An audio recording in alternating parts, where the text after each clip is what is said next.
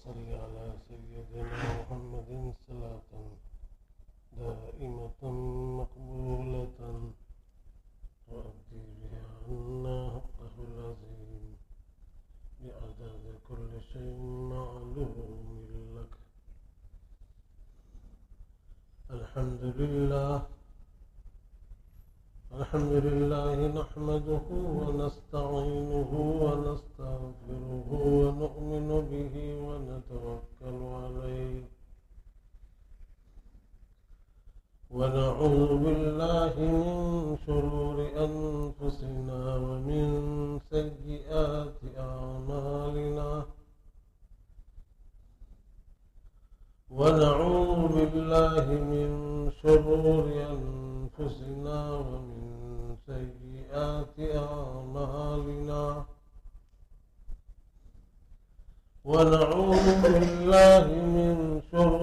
أنفسنا ومن سيئات أعمالنا. من يهده الله فلا مضل له ومن يضلله فلا هادي له.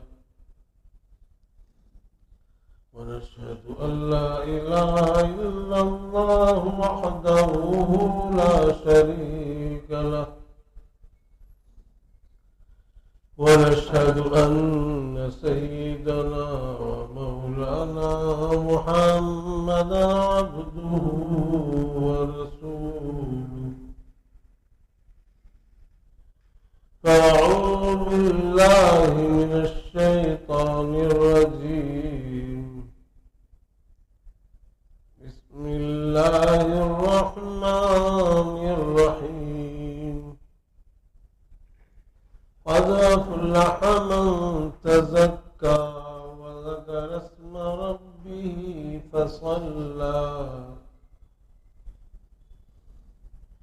بل تؤثرون الحياة الدنيا والآخرة خير وأبقى.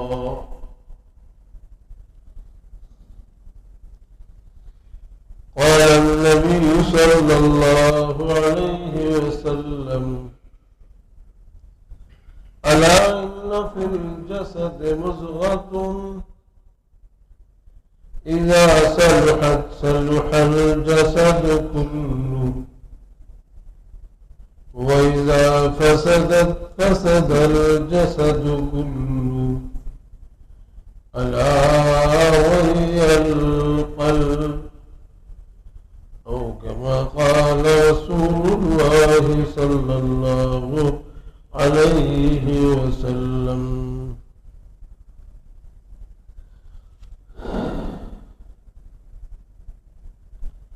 معزز سامعین، محترم بزرگوں اور وقار علماء کرام، میں نے آپ حضرات کے سامنے قرآن کریم کی آیت جس میں اللہ نے دلوں کے تزکیے کا ذکر کیا، سب سے بڑی کامیاب جماعت کون سی ہے؟ سب سے بڑی کامیاب جماعت اللہ کے نگاہ میں کون سی ہے؟ اللہ نے اس کا ذکر کیا اس آیت میں جو میں نے آپ حضرات کے سامنے تلاوت کی، اور مسلم شریف کی حدیث کا ایک ٹکڑا ذکر کیا جس میں اللہ کے رسول صلی اللہ علیہ وسلم نے نشاندہی فرمائی، خصوصی طور پر امت کو متوجہ فرمایا دل کے طرف. بدن میں یہ جو جز ہے، جو بدن کا ایک حصہ ہے دل، خصوصی طور پر آپ صلی اللہ علیہ وسلم نے اس حدیث میں تمام صحابہ کرام کو اور ان کے ذریعے پوری انسانیت کو متوجہ فرمایا دل کی طرف، اور اللہ تبارک و تعالی نے بھی قرآن پاک کے اندر بار بار دل کا ذکر کیا۔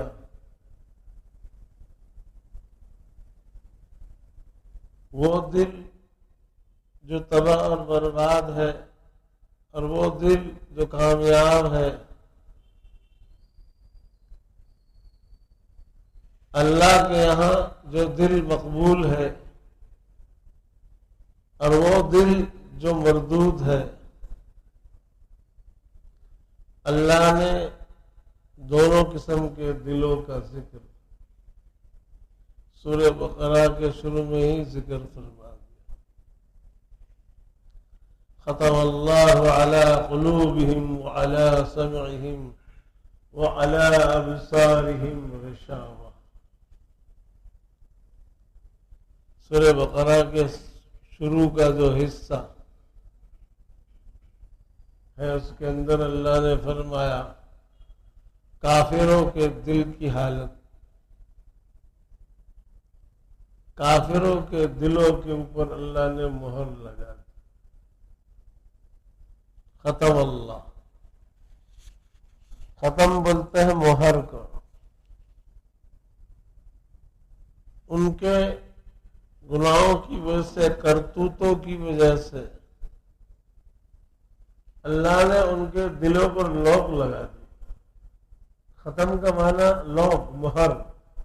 مہر کا مطلب کیا ہوتا ہے کہ اب کوئی بات نہ اندر جا سکتی ہے باہر سے، نہ باہر سے، نہ اندر سے باہر آ سکتی۔ یہ ڈاکیے لوگ جو اس کے اوپر اسٹمپ لگا دیتے ہیں، ڈاک کو اندر بند کرنے کے بعد یا جو کچھ بھی ہو اس میں روپیہ، پیسہ، منی آرڈر، اس کے اوپر وہ سکہ لگاتے، مہر۔ اس کا مطلب یہ ہوتا ہے کہ باہر کی چیز اندر نہیں جا سکتی اور اندر کی چیز باہر نہیں آ سکتی۔ لوگ توڑے بغیر، اور لوگ ٹوٹنے والا نہیں جب تک کہ لوگ جس نے لگایا ہے وہ نہ توڑے، دوسرے لوگ اس کو توڑ نہیں سکتے۔ کیا صحیح کہہ رہا ہوں میں؟ بات صحیح ہے نا؟ تو اللہ نے ان کے دلوں پر مہر لگا دی۔ مہر لگانے کی وجہ کیا؟ کرتوت۔ انہوں نے اعمال کفر کیا، اقوال کفر اپنی زبان سے نکالا، اللہ کی نافرمانیاں، اللہ کے ساتھ زیادتی انہوں نے کی، اس کی وجہ سے ان کے دلوں پر مہر اللہ نے لگا دیا۔ اللہ نے 3 جماعتوں کا ذکر کیا ہے سورہ بقرہ کے شروع۔ پہلے اہل کفر کا، دوسرا نمبر اہل نفاق کا، منافقین۔ حضور اکرم صلی اللہ علیہ وسلم کے زمانے میں یہ تینوں قسم کے لوگ موجود تھے۔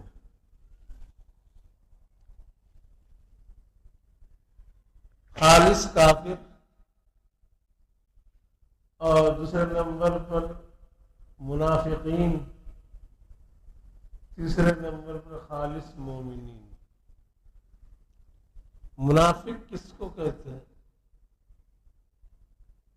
منافق اس شخص کو کہتے ہیں کہ ظاہر میں تو وہ کلمہ پڑھ رہا ہے اور کہتا ہے کہ میں مسلمان ہوں، لیکن وہ دل سے مسلمان نہیں ہوا، دل کے اندر اس کے کفر ہے۔ صرف اپنی جان، اپنا مال بچانے کے لیے اس نے کلمہ پڑھ لیا کہ اس کی جان بچ جائے، اس کا مال بچ جائے، اس کو ایمان سے، اسلام سے کوئی مطلب نہیں۔ اس کو منافق کہتے ہیں۔ محدثین، مفسرین اور پوری امت کا اس بات پر اتفاق ہے، ہمارے علماء کا بھی، کہ یہ منافقین کی جماعت آپ صلی اللہ علیہ وسلم کے موجودگی میں تھی۔ وہ ایمان کو ظاہر کرتے تھے اور اندر کفر تھا۔ ایک جماعت تھی مستقل۔ قرآن میں اس جماعت کا تذکرہ کئی آیات کے اندر، کئی صورتوں میں اللہ نے ذکر کیا ہے، واقعات ہیں کئی قرآن پاک کے اندر۔ اللہ نے ان کی قلبی کھولی۔ ایک سوال ہے کہ کیا اس زمانے میں ہے منافق ہو سکتے ہیں کہ نہیں؟ مفسرین کہتے ہیں، ہمارے علماء اور جو گہرا علم رکھتے ہیں ان مفسرین، محدثین کا، بلکہ اگر یہ کہے تو بھی بیجا نہیں ہوگا کہ امت کا، علماء امت کا اس بارے میں اتفاق ہے کہ اس زمانے میں دو جماعت، خالص مومنین، خالص کافر۔ منافق کا درمیان سے یہ جو درجہ تھا ابھی موجود نہیں ہے۔ ابھی اگر ایمان کی علامات ہیں تو اس کو کامل مومن بولیں گے، اور اگر ایمان کی علامات نہیں ہے اس کے اندر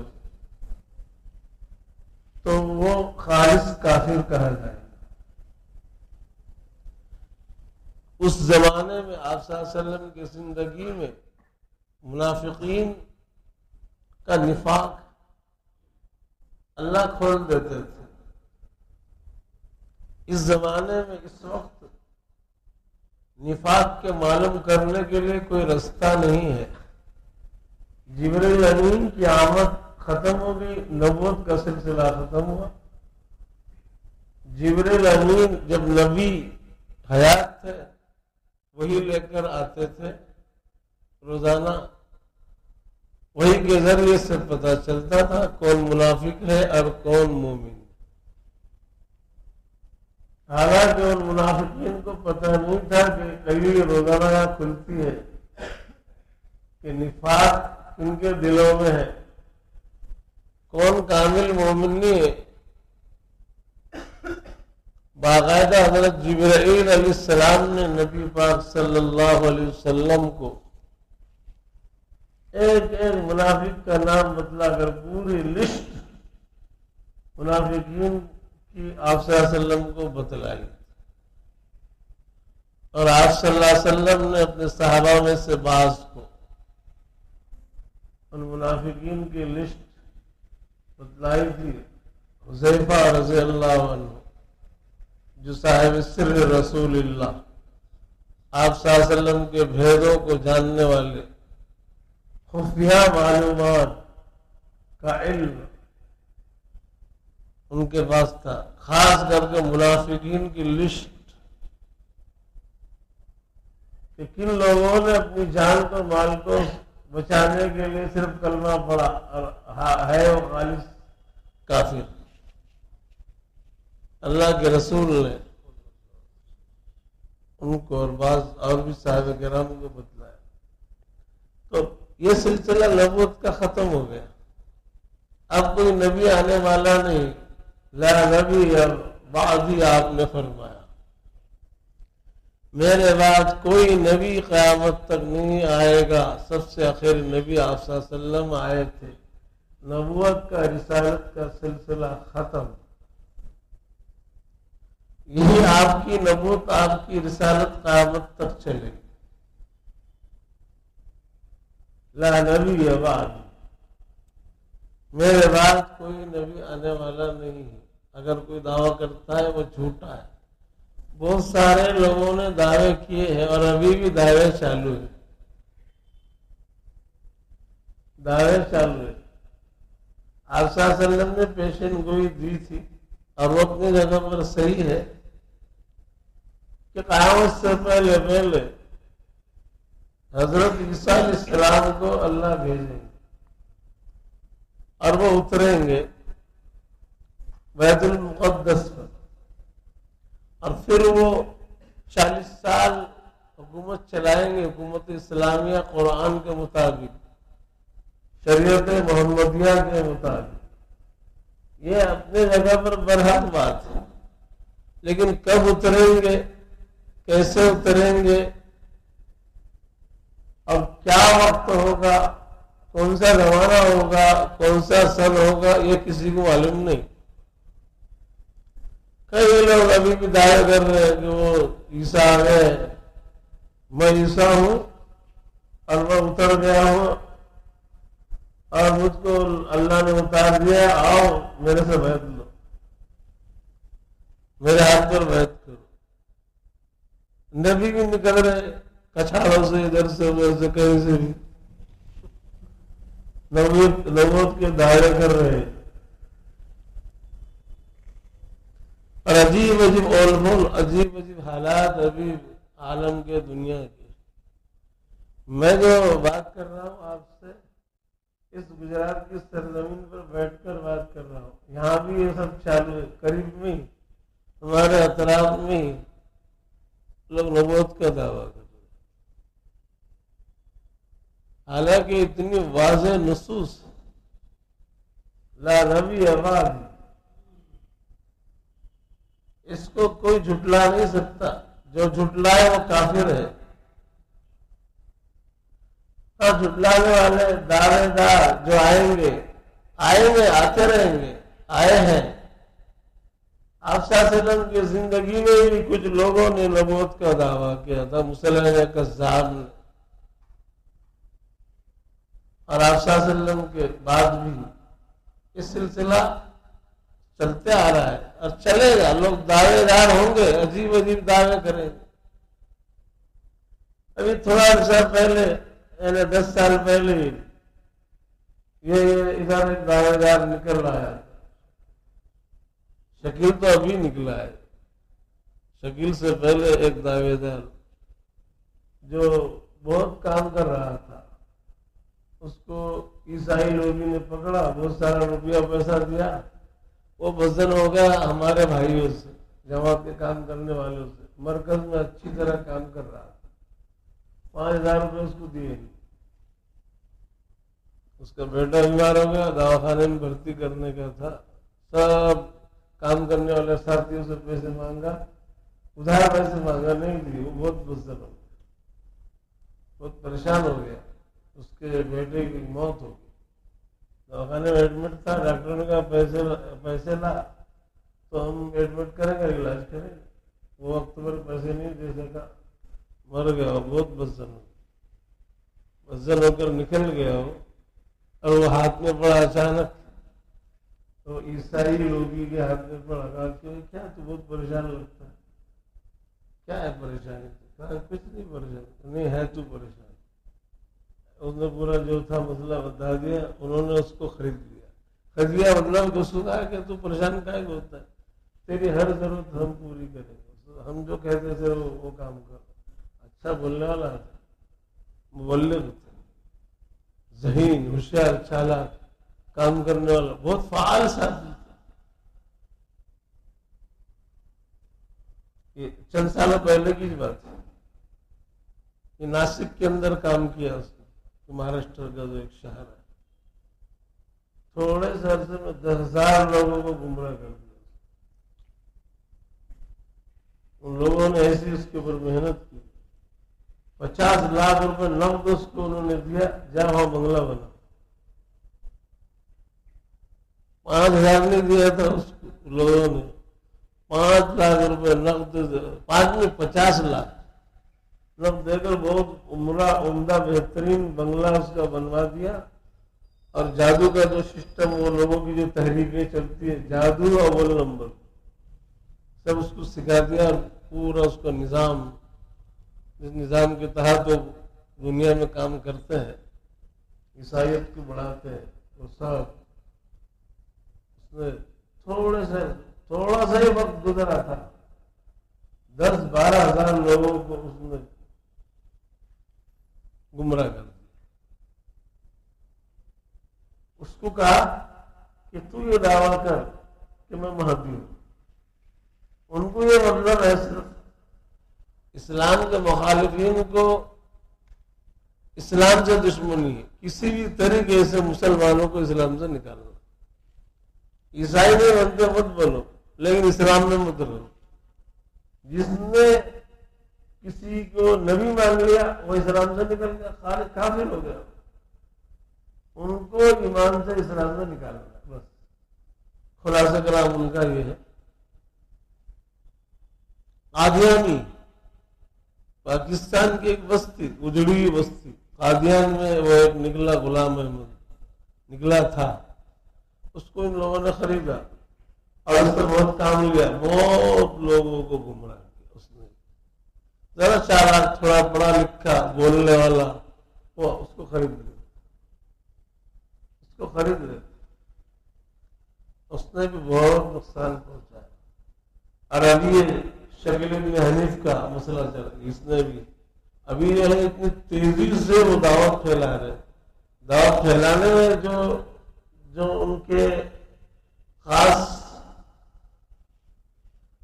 وہ اس چیزوں کا استعمال کر رہے ہیں، اس میں جادو کا بھی استعمال ہے.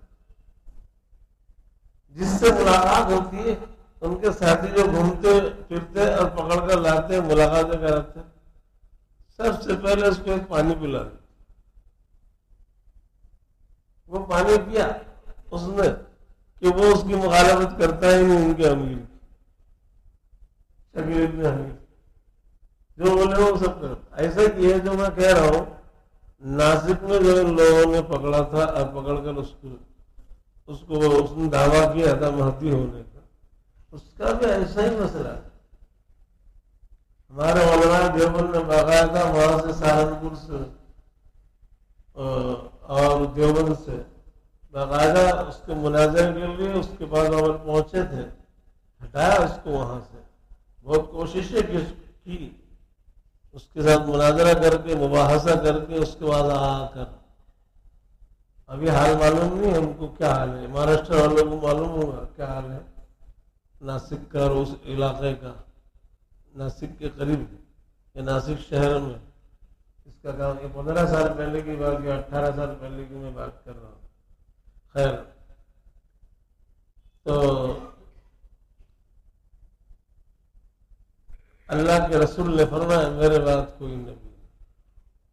آپ صلی اللہ علیہ وسلم کے بعد نبوت کا سلسلہ ختم. کوئی دعویٰ کرتا ہے جھوٹا ہے، وہ کافر ہے.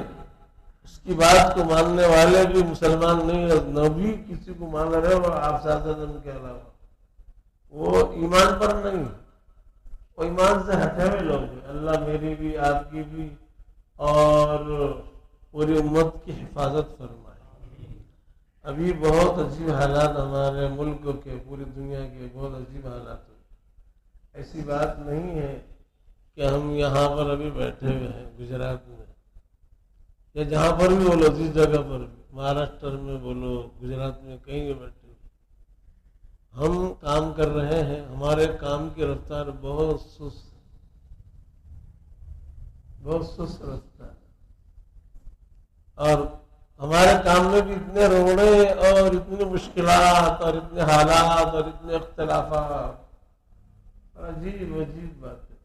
اخلاص کے ساتھ کام اور زبردست طریقے پر صحیح نحو سے اصولوں کے مطابق، کچھ نہیں، نفسانیت ہمارے کام. اور جو باطل پرست لوگ ہیں، غلط لوگ ہیں، غلط تنظیمیں اتنے زبردست طریقے پر کام کر رہے ہیں. اب یہ جو ابھی تحریک جو چلی ہے ابھی شکیل ابن حنیف کی، اتنے زبردست طریقے پر پھیل رہی ہے. اور یہاں اس سرزمین پر گجرات میں، یہ ادھر کا جو علاقہ ہے ہمارا سورت کے جنوب کی جانب کا جو علاقہ، اون وغیرہ، یہ جو ہے آبادیاں ادھر ادھر کی بیک آؤٹ آ رہی ہیں، آبادیاں جو ہماری بہت ہزاروں لاکھوں کی تعداد میں لوگ بسے ہوئے، ان پر ایسی محنت کر رہے ہیں، مکمل طریقے پر ان کو گمراہ کر دیں، کیونکہ ہم جاتے نہیں ادھر، اور وہ لوگ ہمارے ٹچ میں نہیں اور ہم ان کے ٹچ میں نہیں. جیسا ہونا چاہیے، جیسی محنت ہماری ہونا چاہیے، ان پر قبضہ کر کے ان کی بات ان کے مطالبے پورے کرتے ہیں، ان کو پیسے دیتے ہیں، ان کی ضرورت ہے، ان کے دوا خانہ اور یہ سب ایسی باتوں کے اندر ایسے ادھر کا جو حصہ ہے ہمارا بڑودہ سے ادھر کا جو حصہ ہے گجرات کے اندر، احمد آباد تک کا، احمد آباد کے ادھر کا، ادھر کا، یہ آنند کا، یہ آنند جو شہر ہے اور آنند کے اثرات کے اندر یہ خفیہ ان کے جو کام کرنے والے ہیں قادیان کا کام اتنا زبردست طریقے پر یہ لوگ کر رہے تھے. ہمارے لوگ ذرا دیر میں خبر لگتی ہے تو پھر بیدار ہوتے ہیں، یہ کیسا ہو رہا ہے، تم توجہ نہیں دے رہے تو ہوگا نہیں تو کیا. میں یہاں کی بات کر رہا ہوں اور ہو رہا ہے کام سے. ابھی کچھ سال پہلے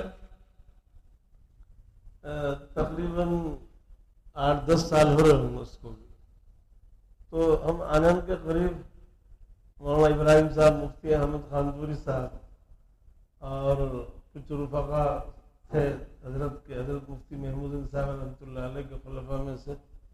مولانا ابراہیم صاحب اور مفتی احمد خانپوری صاحب کی معیت میں یہ ہمارا قافلہ یہاں سے نکلا، ادھر ڈاویل سے، میں بھی اس میں موجود تھا. تو ادھر چلتے چلتے آنند کے اطراف میں کچھ جگہ جانا تھا. ایک مقام مجھ کو اس کا نام نہیں معلوم، تو بہت کافی وقت سے وہاں پر ان لوگوں نے محنت کی. بڑا گاؤں، چھوٹا نہیں، چھوٹا سا قصبہ نہیں، تقریباً وہاں پر ہوں گی 25 سے 30 مسجدیں. تو وہ گاؤں، پورا گاؤں یہ ان لوگوں کا، جن لوگوں نے دعویٰ کیا ہے نبوت کا، کیا بولیں گے، نبوت کا دعویٰ کرنے والے، قادیانی نہیں، شکیل ابن حنیف والے بھی نہیں، مہدی ہونے کا دعویٰ کیا، مہدیان کا پورا پوری سب مسجد ہے. اور باقاعدہ کافی زمانے سے وہاں پر محنت ہوئی. وہاں کوئی مہدی پیدا ہوا تھا، اس نے خوب زبردست محنت کی، مسجدیں بنائے. ہماری مسجد صرف ایک ہے وہاں پر یا دو، ہمارے خیال کے لوگوں کی مسجد ایک یا دو ہے، باقی سب ان کی، پورا گاؤں ان کا. میں یہاں کی بات کر رہا ہوں، بتاؤ.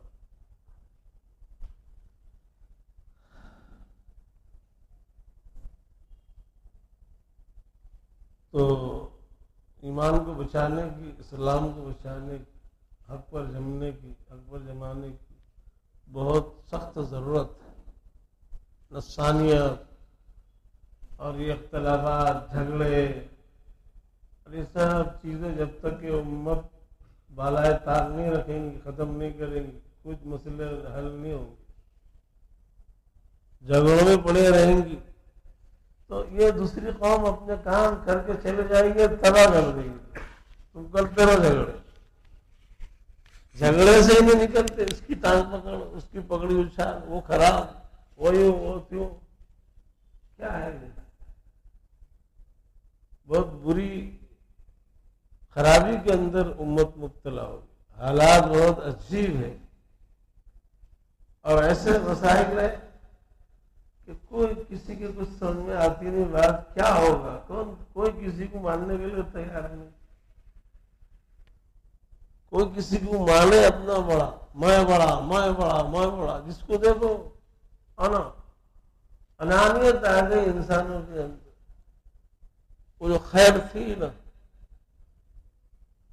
ہمارے بزرگوں کا، ہمارے پرانے لوگوں کا، ہمارے اکابر کا جو وقت تھا، کوئی بڑا نہیں، ہر ایک سمجھتا تھا کہ میں چھوٹا، میں اس کے ماتحت کام کروں گا. ہم کو کیا بھائی، ہم کام کرنا ہے، ہم کو خادم ہے. اب خادم اپنے آپ کو سمجھتے نہیں، خادم بھی اب مخدوم بن جاتا. خادم بھی ہے نا خدمت کرتا کاغذ سے مخدوم بننے کے لیے کہ میں شیخ بن جاؤں، پیر بن جاؤں، بڑا بن جاؤں، سردار بن جاؤں، امیر بن جاؤں، کرسی مل جائے گی. کرسیوں کے لیے ابھی کام نفسانی شروع سے ہی انسانوں کے کام کرنے میں پہلے سے شیطان نے گھسا دیا. کام شروع کر رہا ہے تو کیا کے لیے وہ نتیجہ اس کا کہ امیر بننا ہے. کسی بھی طریقے سے ہمارا چھیننے لوگوں کی سرداری لینا ہے، سردار بننا ہے. بس سردار بنا دو ہم کو اور اختیارات ہم کو دے دو، ہم کے امیر بنے، لوگ ہم کو امیر کہے، ارے سب دنیا کی طرف جائے، تباہی کی طرف جائے. یہ بات اگر آ گئی امت کے اندر، امت تباہ ہے. میں بڑا بڑا چھوٹا کیا چیز ہے؟ کس کو بولتے بڑا؟ اللہ اکبر، اللہ ہے بڑا. بندے بڑے بڑائیوں کا خیال بندوں کے دلوں میں آ رہا ہے. شیطانی خیال ہے، شیطانی یقیناً 100%. بڑائی کا جس کے دل میں خیال آیا کہ میں کچھ ہوں، میں بڑا ہوں اور تو چھوٹا ہے، میں امیر ہوں اور تو غریب ہے، تو معمور ہے، تجھ کو میری بات ماننا پڑے گا، میں کسی کی بات نہیں مانوں گا. شیطان ہے، میں کسی کی بات نہیں مانوں گا. کیا ہے یہ اسلامی تعلیم میں ہے ہی نہیں، ہمارے پورے فہرست میں نہیں کہ ہم کسی کی مانیں گے نہیں، ہماری سب کو ماننا پڑے گا. یہ تو تکبر ہے، اس کو تکبر بولتے ہیں. تکبر شیاطین. شیخ سعدی رحمۃ اللہ علیہ نے تکبر کے بارے میں فرمایا کہ تکبر نے شیطان کو تباہ کر کے رکھا، برباد کر کے. یہ بڑائی اس کا سبق ہے. میں بڑا بڑائی صرف اللہ کے لیے لائق ہے. اللہ کے علاوہ کبریائی بڑائی کسی کے لیے لائق نہیں. جو بڑائی میں پڑے گا اور جائے گا کہ میں کچھ ہوں اور مجھ کو بڑا کہو، میں بڑا ہوں، اللہ اس کو کہیں نہیں رکھیں گے. دنیا اور آخرت میں اس کو ذلیل، خوار، تباہ، برباد کر کے رکھیں گے. حدیث قدسی ہے، بڑائی میری چادر ہے، کبریائی میری چادر ہے، بڑائی میری چادر ہے. جو میری چادر مجھ سے چھینے گا میں اس کو دنیا اور آخرت میں ذلیل، تباہ اور برباد کر کے رکھوں. اس کی طرف انسان جائے، کیسا جائے، کیوں جائے؟ کیا ہے انسان کے اندر اپنا خود ذات کہ وہ بڑا سمجھے اپنے کو. بڑائی کا تصور، بڑائی بہت دور کی بات ہے. انسان کو اللہ نے زمین پر زندہ رکھا، یہ اس کا فضل ہے. ذرا چیک کیا جائے تجھ کو، تیری بڑائی کو تو پتہ چلے گا. اللہ تعالیٰ کا ظاہر کر دے تیری بڑائی کو کہ تو کتنا بڑا ہے. اندر کے جو حالات کو اگر اللہ ظاہر کر دے لوگوں کے سامنے تو پتہ چلے گا کتنا بڑا ہے کون. بڑے سے بڑا ولی، قطب، ابدال، غوث، وہ بھی بڑائی کا اور اپنے کچھ ہونے کا دعویٰ نہیں کر سکتا. اگر کوئی کر رہا ہے غلط ہے، شیطانی دعویٰ ہے. کیسا دعویٰ؟ انسان مٹی سے بنا ہوا ہے، ایک ناپاک نطفے سے بنا ہوا ہے، اور بڑائی کا دعویٰ کرتا ہے. کیسا دعویٰ؟ کیوں دعویٰ؟ ایک اللہ والے راستے سے گزر رہے تھے، ایک متکبر، مالدار، پیسے والا، گھمنڈ والا. پیسہ جب آ جاتا ہے بعض لوگوں کے پاس میں تو شیطان گھس جاتا ہے ان کے دل و دماغ میں اور وہ سمجھتے کہ ہم کچھ ہے کر راستے سے چل رہا تھا. ایک اللہ والا فقیر آدمی بیچارہ معمولی کپڑوں میں سے چل رہا، دھکا لگا اس کو. مالدار کیوں دھکا لگا؟ دیکھتا نہیں کون جا رہا ہے. تو وہ اللہ والے نے دیکھا، ایسا کہا کہ میرے سے غلطی، میں نے دیکھا نہیں کہ آپ کون ہیں. بولے برابر دیکھ کون ہوں میں، مجھ کو برابر دیکھ لے میں کون ہوں. کہا کہ تو کون ہے؟ ایسا برابر اوپر نیچے دیکھا کہ ہاں میں دیکھ رہا ہوں. ابھی جو ہے نا، ابھی تیرے پیٹ میں 6 کلو گو ہے، اور جب پیدا ہوا تھا تو ناپاک نطفہ تھا، تیرے ماں کے باپ کے کپڑوں پر گرتا تھا تو اس کو 7 مرتبہ دھونا پڑتا تھا. اور ابھی اس وقت تیری حیثیت 6 کلو پیخانہ اور گو کا سب ملبہ بولے یہاں پر موجود ہے تیرے ابھی پیٹ میں. اور مرے گا تو بولے تیرے بدن کو کیڑے کھائیں گے، مٹی تیرا بدن ہو جائے گی، یہ تیرا خلاصہ۔ تو آگے گیا اور سمجھنے کے لیے میں تو کیا سمجھ رہا تھا کہ میں کچھ ہو کر کے، یہ تو خلاصہ یہ بتا رہا ہے کہ تو پہلے کیا تھا، نبی کیا ہے، بعد میں کیا ہوگا۔ حقیقت یہی ہے انسان کی۔ انسان کیا ہے، میں کرتا ہے، کیا ہے انسان، یہی تو حقیقت ہے۔ ایک دن مٹی میں ملنا ہے انسان کو، کتنا بھی بڑا آدمی ہو، پوری دنیا کی حکومت اس کے اگر ہاتھ میں آ گئی، ایک دن تو دنیا سے جانا ہے۔ اور وہ تو نطفے سے پیدا ہوا نا، بھی ناپاک نطفے سے انسان، قرآن کہہ رہا ہے ناپاک نطفے سے، قطرے سے بنا ہے انسان۔ پھر بڑائی کا کیسا تصور کر رہا ہے، کیسا تصور بڑائی؟ اللہ کی ذات صرف بڑی، اللہ کے علاوہ کوئی بڑا نہیں۔ انسان تو ہے جس کے اندر عاجزی ہو۔ نبی عاجزی کا پتلا ہوتے ہیں۔ نبی کے جو ماننے والے ان کے نائبین عاجزی سر سے پیر تک وہ عاجزی کے پتلے ہوتے ہیں۔ اولیاء علماء حقیقت میں جن کو اللہ نے علم کی حقیقت سے نوازا ہے، وہ عاجزی کا تواضع کا پتلا ہوتے ہیں۔ تکبر بڑائی کا نام و نشان نہیں ہوتا ہے ان کے اندر۔ ہمارا جو تصور خانقاہ کا جو سلسلہ ہے، یہاں سب سے پہلے نمبر پر اسی عاجزی کی دعوت دی جاتی ہے اور یہی سکھایا جاتا ہے کہ میں کچھ نہیں ہوں۔ نبی کی تعلیم ہے تواضع۔ ہر نبی اور نبی کا ماننے والا، اس کا متبع عاجزی کا تواضع کا پتلا ہوتا ہے، تواضع کا پیکر ہوتا ہے۔ ولی نہیں بن سکتا جب تک کہ اس کا سر کے بالے سے لے کر پیر تک وہ عاجزی کا نمونہ نہ ہو۔ تکبر کا نام و نشان اس کے اندر نہیں ہونا چاہیے۔ تکبر شیطان کی علامت ہے۔ تکبر عزازیل راخار کر کے بزندان لعنت گرفتار کر۔ تکبر یہ شیطان کی صفت ہے۔ تکبر نے اس کو جنت سے نکالا، تباہ برباد کیا۔ ہمارے خانقاہ کا موضوع ہے تکبر کو ختم کرنے کے لیے کیا ہماری محنت یہاں پر۔ بہت بڑی بیماری، سب سے بڑی بیماری، اس کو ام الامراض کہتے ہیں، تکبر۔ ام الامراض کا مطلب ہے کہ تمام امراض کی جڑ، یہ اگر ہے تو سب امراض جمع ہو جاتے۔ ام الامراض جیسے ام الخبائث شراب ہے۔ اگر کوئی شراب پیتا ہو، ایسا سمجھو ہر گناہ وہ کرتا ہے۔ تمام خباثتوں کی، تمام گناہوں کی جڑ شراب ہے۔ جس نے شراب پیا، یہ شراب سے جس کا تعلق رہا، سمجھو ہر گناہ سے اس کا تعلق۔ آنکھیں بند کر کے بولو۔ ایسے ہی تکبر جس انسان کے اندر اگر ہے، ہاں، تمام امراض اس کے اندر، تمام امراض۔ اب اس مرض کی طرف عام طور سے کسی کا خیال ہی نہیں ہے، دھیان ہی نہیں ہے۔ نمازیں پڑھتے ہیں، مسجدوں میں آتے ہیں، یہ کرتے ہیں، وہ کرتے ہیں، بڑے بڑے اچھے کام کرتے ہیں، دین کے بڑے بڑے کاموں میں مصروف ہے، اور تکبر کے اعلیٰ مقام پر ہے۔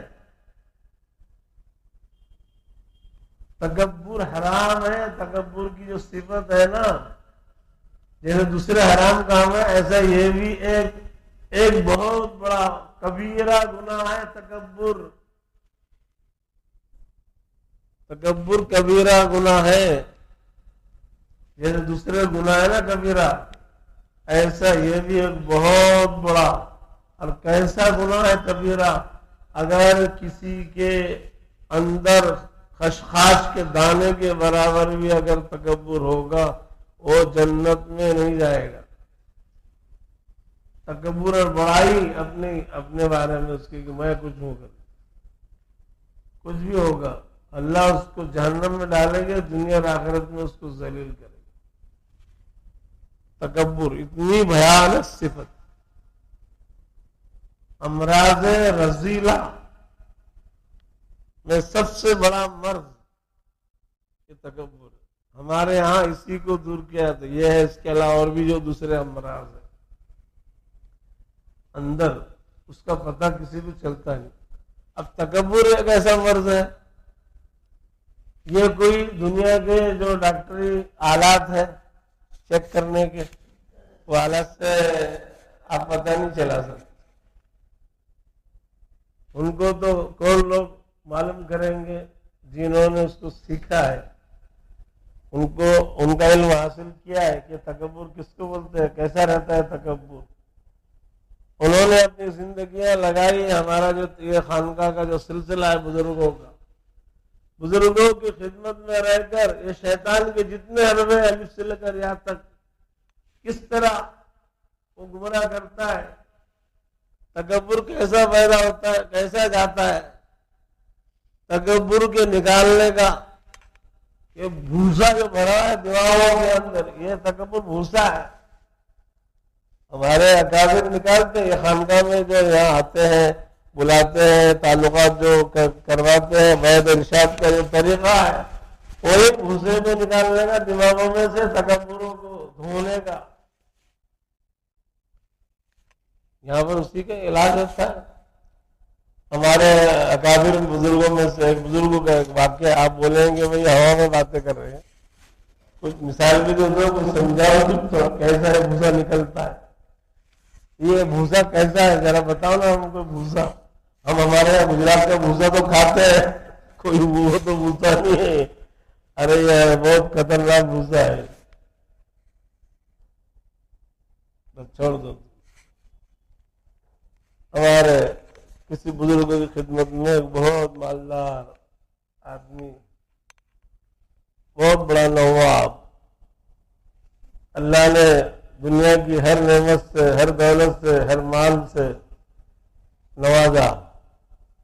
وہ ان کو کسی نے بولا کہ بہت بڑے بزرگ ہیں، بہت بڑے اللہ والے ہیں، صاحب کرامات ہے، بہت مانی ہوئی ہستی ہے، ملاقات کرنا چاہیے اور جا کر کچھ حاصل کرنا چاہیے۔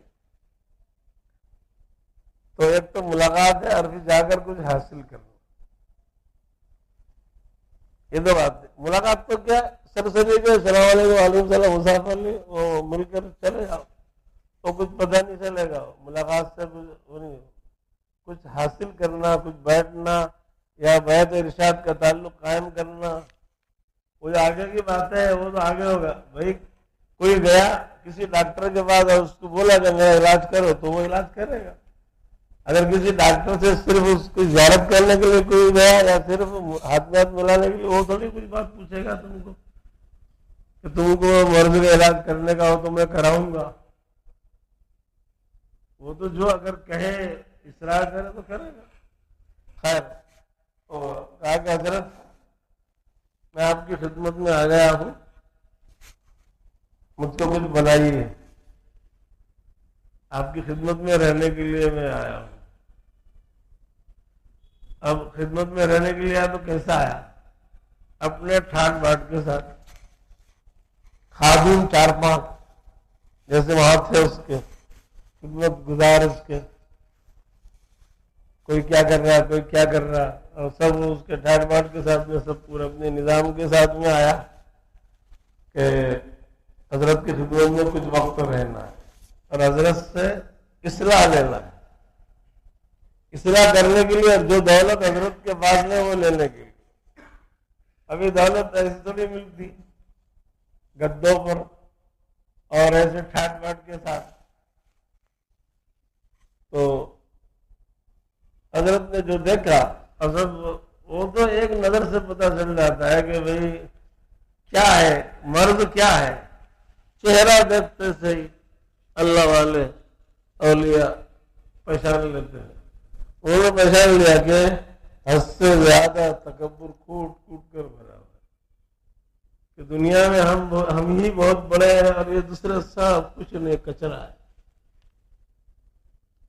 مال دولت حکومت اور یہ سب کچھ چیزیں سب ہمارے پاس میں، ہم بہت کچھ. جب اس نے کہا کہ ہم اصلاح کے لیے آئے ہیں تو حضرت نے کہا کہ دیکھو اگر اصلاح کے لیے آئے تو ہم جو بولے یہاں آنے کے بعد وہ سب کچھ کام آپ کو کرنا پڑے گا، کرو گے؟ کہا کہ حضرت ہاں کریں گے، اس کے لیے تو آئے. کہا کہ ٹھیک ہے، یہ خانقاہ میں جتنے لوگ ابھی جائیں گے نماز پڑھنے کے لیے سب کی جوتیاں سیدھی کرنے، پہلا کام یہ ایک کام. اور دوسرا ایک کام کہ نماز سے جب باہر نکلیں گے نا یہ سب نمازی لوگ 2 اخروٹ کے ٹوکرے وہاں رکھوا دیے اور وہ ان کو کہا کہ جو بھی باہر جائے مسجد سے نماز پڑھ کے اس کو کہے کہ جو ایک مکہ مارے گا اس کو 1 اخروٹ، جو 2 مکے مارے گا اس کو 2 اخروٹ. یہ 2 کام تم کو کرنے کے. جب جو بھی آئے باہر سے مسجد میں اس کی چپل سیدھی کرنے کی. اور دوسرا کام ہے کہ جب یہ نماز سے فارغ ہو کر باہر نکلے تو ہر نکلنے والے کو بولنا کہ 1 مکہ مار مجھ کو یا 2، جتنے مکے مارے گا اتنے اخروٹ تجھ کو دوں گا. تو اس نے سنا ہے یہ تو کتنی ذلتی کی بات ہے، اس کی ناک اتنی لمبی، وہ تو سمجھ رہا کہ میں کیا ہوں کر کے، میرے پاس مال دولت میں سیٹ، اور یہ کہہ رہے کہ جوتیاں سیدھی کرو، یہ فقیروں کی غریبوں کی یہ مزدوروں کی جوتیاں سیدھی کرو بولتے. اور پھر مکے کھاؤ، جوتیاں سیدھی کرو ان کی فقیروں کی، ان کو اخروٹ میں دو، جتنے مکے ماریں گے اتنے اخروٹ. ارے واہ ارے واہ، ایسا نظام ہے بھوسا نکالنے کا. انہوں نے کہا حضرت نہیں رہنے کا کہ تجھ کو دولت چاہیے نا. ارے دولت جو ہے نا وہ ایسی نہیں ملتی، شاہی گھاٹ سے نہیں ملنے کی، وہ بھوسا نکالنا پڑے گا. حضرت لا الہ الا اللہ محمد الرسول اللہ، میں کلمہ گو ہوں، مسلمان ہوں، میرے سے چپلے اٹھانے کا کام نہیں ہوگا اور یہ مار کھانے کا کام، مار کھاؤ گے اور اخروٹ بھی دو اس کو. حضرت نے کہا کہ نادان بے وقوف، ایک مسلمان کلمہ پڑھنے سے جنت میں جاتا ہے، اور تو نے کلمہ پڑھا، تیرے کلمے نے تجھ کو جنت تک نہیں پہنچایا. یہ ہے نا کفر کی، یہ تو دماغ میں اتر جائے نا بھوسا جو تو نے بھر کر رکھا ہے کہ میں کچھ ہوں کر کے، اتنا تکبر، اتنی بڑائی تیرے دماغ کے اندر. کلمہ پڑھنے سے آدمی مسلمان ہوتا ہے، جنتی ہوتا ہے، لیکن تو نے یہاں پر ابھی جو کلمہ پڑھا نا تو تصوف کے اعتبار سے اور حقیقت کے اعتبار سے اس کلمے نے تجھ کو ایمان سے بھی دور کر دیا. تو سمجھا ہی نہیں ایمان کی حقیقت. تواضع تیرے اندر کیا ہے، نام کو بھی نہیں، اتنا بڑا متکبر، تو شیطان ہے، شیطان جا، تجھ کو کچھ حاصل ہونے والا نہیں ہے. تو یہ تکبر کا مسئلہ ایسا ہے، بڑائی. اور دوسری بھی جو اور صفتیں ہیں بہت خطرناک بھیانک صفتیں انسان کے اندر دل کو لگ جاتی ہے. دل کے امراض، میں کہہ رہا تھا نا، میں نے جب آج شروع کیا ہے امراض کی، قرآن کریم نے 3 قسم کے دلوں کا ذکر کیا سورہ بقرہ میں. پہلے نمبر پر کافروں کے دل، ختم اللہ علی قلوبہم وعلی سمعہم وعلی ابصارہم غشاوہ، اللہ نے ان کے دلوں پر مہر لگا دی، ان کے اعمال کفر کی وجہ سے اور کلمات کفر کی وجہ سے. دوسرے نمبر پر اللہ نے ذکر کیا منافقین کے قلوب کا، فی قلوبہم مرض، فی قلوبہم مرض فزادہم اللہ مرضا. یہ منافقین کے دلوں کا حال اللہ نے قرآن میں ذکر کیا کہ یہ منافقین جو ہے ظاہر میں انہوں نے اپنی جان اور مال بچانے کے لیے کہ اگر ہم کلمہ نہیں پڑھیں گے تو مسلمان ہم کو زندہ نہیں رکھیں گے، یا ہماری جان مال بچ نہیں سکتی، ظاہر میں منہ پر پڑھ لو، اندر کفر کو دبا کر رکھو۔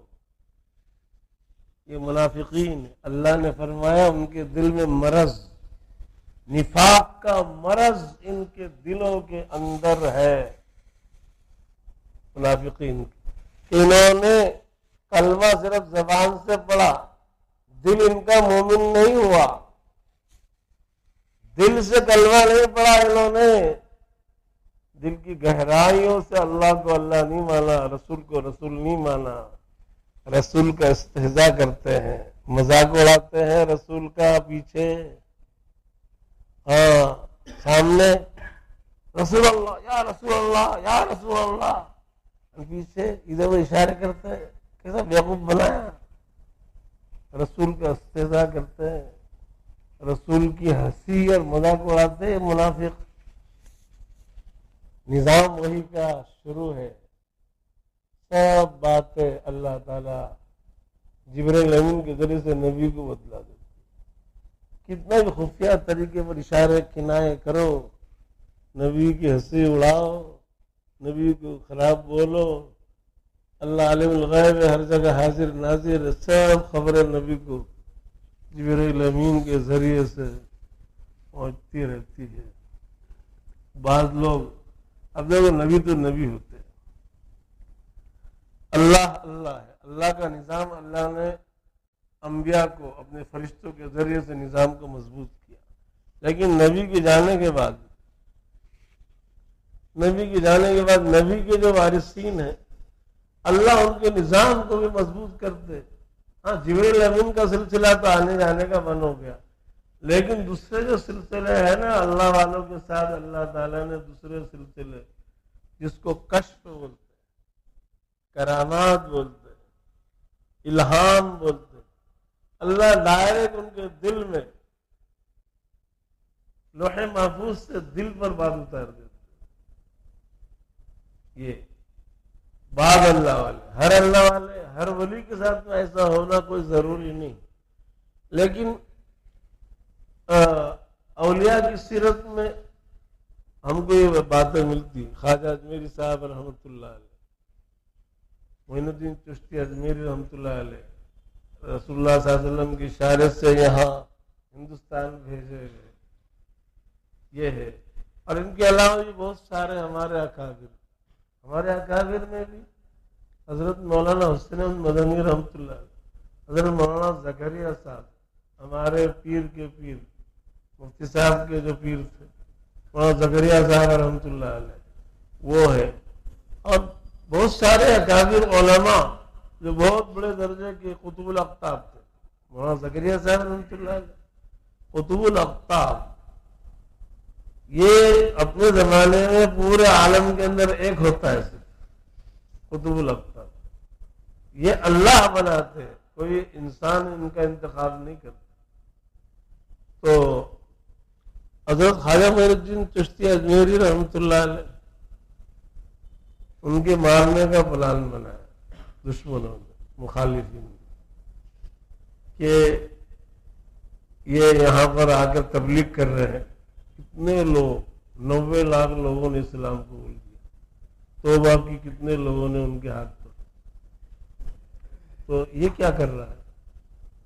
یہ لوگوں کو اپنے جماعت میں لے رہا ہے، اس کو ختم کر دو جان سے۔ لیکن کیسا ختم کرو؟ سازش کے تحت ہوگا، اس کا بڑا حلقہ ہو گیا ہے، تو خفیہ طریقے پر اس کی جان لو کہ کسی کو خبر نہ ہو۔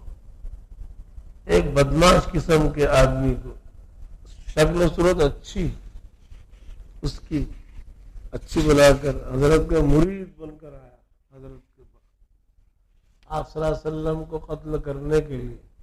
جب آپ صلی اللہ علیہ وسلم نے ہجرت کی تھی، مکہ المکرمہ سے مدینہ آ گئے، تو مدینہ آنے کے بعد یہاں پر بھی بہت رجوع لوگوں کا ہوا، بہت مسلمان، پورا مدینہ مسلمان۔ وہاں کے لوگوں نے ایک پروگرام بنایا، مخصوص لوگوں نے جو خطرناک قسم کی جو جماعت کے لوگ تھے سردار، انہوں نے کئی منصوبے بنائے، لیکن ایک منصوبہ ہی انہوں نے یہ بنایا تھا کہ دیکھو اب وہ محمد وہاں چلا گیا، اب یہ تو الٹا ہو گیا، ہم نے زندہ اس کو کیسے جانے دیا؟ خیر چلا گیا ہو، لیکن اب وہاں پر خفیہ طریقے پر اس کا کام پورا کر دو، کسی زبردست خطرناک ڈینجر ڈاکو کو اور تیار کرو، خفیہ طریقے پر جائے اور جان لے لے، مار ڈالے۔ انہوں نے پروگرام بنایا، مکہ کی ایک ایسی وادی میں گئے، ایسی سنسان وادی میں جو وہاں کوئی پہنچتا نہیں، 3 آدمی، ایک وہ جس سے کام کروانے کا تھا، 2 وہ جو کروانے والے، پیسے والے، بہت پیسے والے اور بہت طاقت قوت والے، کہ خفیہ طریقے پر کام، دیکھ یہ کام کرنا ہے تجھ کو، کتنا پیسہ چاہیے، کیا چاہیے، جو چاہیے وہ دیتے ہیں، صرف یہ کام تو ہی کر سکتا ہے، تو ادا کر لے، اور جتنا پیسہ چاہیے، جو چاہیے، جو کام تیرا ہم کر دے۔ اس نے کہا کہ میرے پر اتنا قرضہ ہے اور یہ ہے، اور اگر میں خفیہ اگر پکڑا جاؤں تو مجھ کو کون چھڑائے گا؟ کہا کہ ہاں میں، وہ سب وعدے وعید سب وادی میں لے جا کر جہاں تینوں کے علاوہ کوئی نہیں، وہاں پر اس کو تیار کیا، کیسا جانا، کیسا کرنا، پوری شروع سے لے کر آخر تک کی سب ترکیب بھی بتائی وہ دونوں کہ کیسا جائے گا۔ وہ بہت خطرناک آدمی ہے، اس کے چاہنے والے اس کے عاشق ہے، اس لیے تجھ کو پوری تیاری سے اور اپنے بدن پر ہتھیار باندھ کر اندر، پورے بدن، پیٹھ کے پیچھے، ادھر ادھر اس طرف سب باندھ کر، کہیں جسے لانے کی ضرورت نہ پڑے، اسے جب مارنا ہو تو اپنے بدن سے نکال کر فوری طور پر اس کو ختم کر، پوری تیاری سے بھیجا۔ اور کیا کہا؟ جانا اور جا کر بالکل خدمت میں پیش کر دینا، محمد میں زمانے سے تڑپ رہا ہوں تیری ملاقات کے لیے، تو مجھ کو مسلمان بنا لے اور تیرا خادم بنا لے، تیرا خادم بنا لے، اور مجھ کو کلمہ پڑھا دے، تیری خدمت میں رکھ لے ہمیشہ کے لیے، قبول کر لے۔ یہ چکر دھوکہ وہاں سے تیار کر کے اس کو بھیجا۔ اللہ نے جبرائیل امین کو اطلاع دینے کے لیے نبی صلی اللہ علیہ وسلم کے پاس بھیجا کہ محمد یہ نام کا آدمی، یہ شکل صورت کا آدمی آ رہا ہے تم کو قتل کرنے، اور اس نے تیار کیا ہے، فلانی جگہ لے جا کر، ایک ایسی جگہ جہاں کوئی پہنچتا نہیں، تینوں کے علاوہ کوئی نہیں تھا، باقاعدہ یہ باتیں ہوئی، یہ باتیں اس سے کی ان لوگوں نے، سب الف سے لے کر یہاں تک پورا ریکارڈ حضرت جبرائیل نے آ کر نبی صلی اللہ علیہ وسلم کو سنا دیا، بتلا دیا، یہ آ رہا ہے، تیار کر کے بھیجا گیا ہے، ابھی یہاں آیا، یہاں آیا، یہاں آیا، یہاں آیا، اور مدینہ میں کب پہنچے گا، کیا اگر بولے گا، سب پوری ڈیٹیل معلومات اللہ نے جبرائیل کے ذریعے سے دے دی۔ حضور اکرم صلی اللہ علیہ وسلم حضرت علی کو شیر خدا اسد اللہ الغالب پہلے سے طے کر دیا تھا کہ یہ قسم کا آدمی آ رہا ہے اور میرے قتل کے لیے آ رہا ہے، اس لیے جیسا داخل ہو شہر میں تو اس کو تم نے لے کر آنا، تم نے نگاہ رکھنا اس کے اوپر، جیسے داخل ہوگا اس کو معلومات ہونے دینا کہ ہم کو سب معلوم ہو گیا کر کے، اس سے مل لے گا تم نے، ارے کیا ہے، کیسا ہے، محمد سے ملنے گئے، کوئی بات نہیں، میں ملاقات کر رہا ہوں، کیوں فکر کرتے ہو تم کو تو میں جانتا ہوں تو ایسا کر کے، اور اس کو تم نے لانا، متعین کر دیا، اور بس وہ داخل ہوا، جو وقت بتایا تھا نا اس وقت پر برابر داخل ہوا۔ داخل ہونے کے بعد اس نے بتایا کہ میں تو مسلمان ہونے کے لیے آیا ہوں، مجھ کو مسلمان بنا دو۔ نبی سے کون ملائے گا؟ کہا گا میں ملاؤں گا، میں ملاقات کراؤں گا تمہاری نبی سے، کہا کہ مجھ کو کلمہ پڑھوا دینا نبی سے، اور میں تو نبی کا خادم بننا تھا، وہاں سے خدمت کے جذبے میں آیا ہوں، ہاں خدمت کے جذبے میں آیا ہے۔ تو پہنچا وہ داخل ہو گیا. حضرت علی کی ملاقات ہوگی. حضرت علی نے باقاعدہ آپ کی خدمت میں اس کو پہنچایا اور آپ سے ملاقات کرایا. تو آپ صلی اللہ علیہ وسلم نے اس کی بات ہی نہیں سنی. کہا کہ محمد میں بہت نادم ہو کر آیا ہوں اور بہت تڑپ ہے میرے دل میں کہ میں مسلمان ہو جاؤں اور مسلمان ہو کر آپ کی خدمت میں رہوں, پوری زندگی آپ کی خدمت میں گزاروں. آپ صلی اللہ علیہ وسلم نے بات سنا ہی نہیں اس کو. پھر ڈبل بولا اس نے تو مجھ کو کلمہ پڑھا دو اور مسلمان بنا دو. پھر بھی نہیں سنا. پھر تیسرے مرتبہ کہا محمد مجھ کو کلمہ پڑھا دو, مسلمان بنا دو, اور میں پوری زندگی مسلمان ہونے کے بعد تمہارے خدمت میں رہنا چاہتا ہوں. تو آپ صلی اللہ علیہ وسلم نے جب 3 مرتبہ کہہ دیا اس نے اس کو قریب بلایا. قریب بلا کر کہا کہ کیا کہا تو نے؟ اب کہے چوتھی مرتبہ پھر کہا اس نے. تو آپ صلی اللہ علیہ وسلم نے فرمایا کہ تو سچ کہتا ہے کہ جھوٹ کہتا ہے؟ پہلے مجھ کو بتلا, تو سچا ہے اس قول کے اندر کہ جھوٹا ہے؟ تو پسینہ ہو گیا, لڑنے لگا. اس کو تھوڑا اندازہ ہو گیا کہ یہ بات کیوں کر رہے ہیں, سچا ہے کہ جھوٹا ہے. آپ کو میرا جھوٹ واضح ہو گیا ایسا لگتا ہے. پسینہ ہو گیا اور کانپنے لگا. کہا کہ کانپتا ہے, کانپ رہا ہے کیوں؟ جب تو کلمہ پڑھنا چاہتا ہے, میرا خادم بننا چاہتا ہے, میری خدمت کے لیے آیا ہے, بولنا تو سچا ہے. زبان لڑکھڑا اور بدن کی حالت بالکل بدل گئی. مرغے بسمل کی طرح بس کہ مرتا کر ایسی حالت ہو گئی. حضور اکرم صلی اللہ علیہ وسلم نے فرمایا میرے قتل کے لیے آیا ہے. یہاں کون سے ہتھیار ہے تیرے, ادھر کون سے ہتھیار ہے؟ اچھا فلانے پہاڑی کے اندر وہ فلانے دونے لے کر گئے تھے, کیا کیا وعدے کیے تیرے ساتھ, اب تو نے کیا کیا وعدے کر کے آیا, کیسا مارے گا؟ محمد کے مارنے کے لیے آیا ہے نا تو, یہ ہتھیار یہاں فلانا کیا ہتھیار ہے؟ میں نہیں دیکھ رہا ہوں یہاں کیا لگا گیا, کس کے لیے, کس کو مارنے کے لیے ہتھیار لایا, کتنے ہتھیار سے لیس آیا. ارے بہت بری حالت تھی, وہ تو قدموں میں گر گیا. اتنا سب باتیں بدلا دی, جتنی باتیں اس کے ساتھ وہ لوگوں نے کی نا سب باتیں الف سے لے کر آپ نے بدلا دی. اتنا واضح راز جب سامنے آ گیا تو آدمی کی حالت کیا ہوگی؟ وہ نیم مردہ نہیں کل مردہ ہو جائے گا. جھوٹا پلال بنا کر آیا تھا مسلمان بننے کا, سچا مسلمان بنا, قدموں میں جو گرا, اتنا رویا, ایسی پکی سچی توبہ کی, سچا پکا ایمان لایا کلمہ, اس کو سچا پکا پڑھنا پڑا. یہ راز 3 کے علاوہ کسی کو معلوم نہیں. یہاں نبی تک پہنچا کیسا؟ اللہ نے پہنچا. اس زمانے کی طرح کوئی اس سیٹلائٹ کا زمانہ تھوڑی تھا وہ. ہاں یہ قدرتی سیٹلائٹ ہر جگہ ہمیشہ ہر نبی کے ساتھ, اللہ والوں کے ساتھ میں بھی رہتا. میں جو بات جو چلا رہا ہوں ادھر سے آ رہی. یہ سیٹلائٹ کبھی ختم نہیں ہوا, اور اس کو آنے والوں کی کوئی ضرورت نہیں ہے. یہ میڈین قدرت ہے سیٹلائٹ, اللہ کا نظام ہے. اللہ کے نظام سے بڑھ کر بندوں کا نظام ہو سکتا ہے؟ یہ بندوں کا سڑا ہوا نظام ہے, یہ سب بتاتا ہے یہ کیا میرا یہ.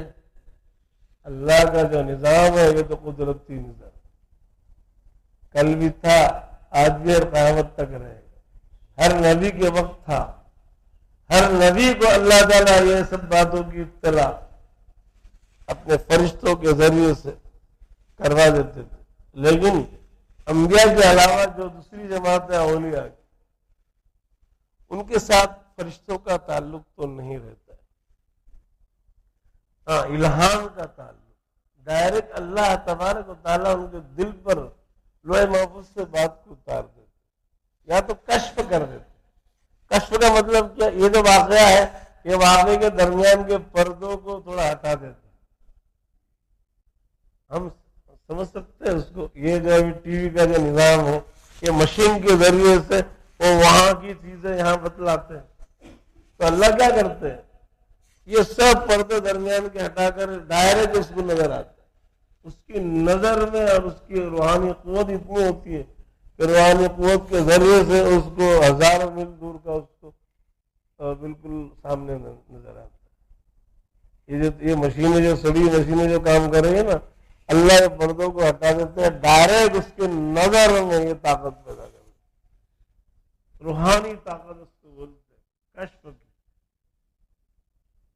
الہام بولتے ہیں اس کو دل پر بات اتار دیتے. پکی بات، شیطانی بات نہیں، پکی بات.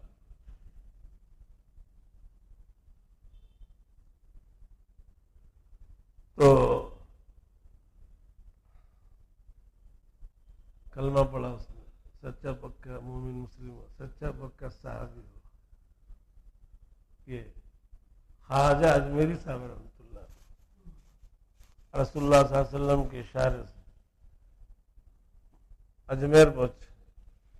اللہ کی طرف سے اشارہ ہوا، نبی نے اشارہ کیا کہ یہاں جانا ہے اور یہاں کام کرنا ہے. کفرستان یہاں پر پہنچے، کام شروع کیا. انہوں نے 90 لاکھ سے زیادہ لوگوں نے ان کے ہاتھ پر ایمان لایا. ان کے قتل کی، ان کی جان لینے کی سازشیں دشمنوں نے کی. لیکن کیسی کریں گے؟ اتنی بڑی طاقت ان کی اس وقت ہو گئی تھی، کیسی کریں گے؟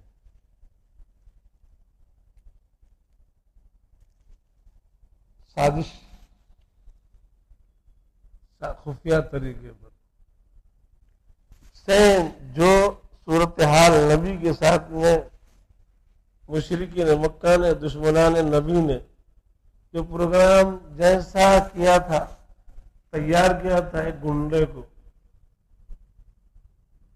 ایک بدبخت کو، ایک شقی اور ایک محروم القسمت کو تیار کیا تھا، ایسا یہ بھی بدبختوں نے، خواجہ کے دشمنوں نے، اسلام کے دشمنوں نے تیار کیا ایک بدبخت کو، گنڈے قسم کے آدمی کو، غلط قسم کے آدمی کو، کہ بہت اس کی تبلیغ چلا رہا ہے. دیکھو کتنے لوگ اس کے چکر میں آ کے مسلمان ہو گئے. اس کو ختم کرو نا، نہ رہے باس نہ بجے بانسری. دیکھو یہ کیسے لوگوں کو مسلمان بنا دو، اس کو مار ڈالو، ختم کر دو. اس کو کیسا ختم کریں؟ اور اعلان جا کر مارے؟ نہیں مار سکتے. خفیہ طریقے پر ایک آدمی کو بھیجو، تیار کیا، اس کو پوری ٹریننگ دی. اس کو ایسے ہتھیار، جیسے یہ ہتھیار باندھ کر بھیجا گیا تھا، ایسے ہی سب ایسے ہی بھیج کر سیم. ان کی سوانے میں بات لکھی ہوئی ہے، میں جیب میں سے نہیں کہہ رہا ہوں، معتبر سوانے میں بات لکھی پوری تیاری سے. اور جملے بھی ویسے ہی، کیا حضرت آپ کا خادم بنا لو، آپ سے بیعت ہوتا ہوں، آپ سے آپ بیعت کر لیجیے اور زندگی بھر آپ کی خدمت کے لیے بندے کو قبول کر لیجیے. کتنا اچھا ہر بار خادم بنا، بیعت کر لیجیے، بیعت کر لیجیے، آپ کا خادم بنا لیجیے، آپ کی خدمت میں قبول کر لیجیے مجھ کو، پوری زندگی میں آپ کی خدمت میں لگانے کے لیے آیا ہوں. ارے واہ واہ، زندگی ختم کرنے کے لیے آیا. نبی کو، ایک ولی کو زمین سے نصب نابود کر. اللہ جس کو رکھے اس کو کون چکے؟ اللہ اس کو زندہ رکھنا چاہتے ہیں، پوری دنیا مل کر بھی اس کو مار نہیں سکتی. اور اللہ جس کو مارنا چاہے پوری دنیا مل کر بھی اس کو بچا نہیں سکتی. ہمارے دلوں پر یہ جملے نقش ہونا چاہیے.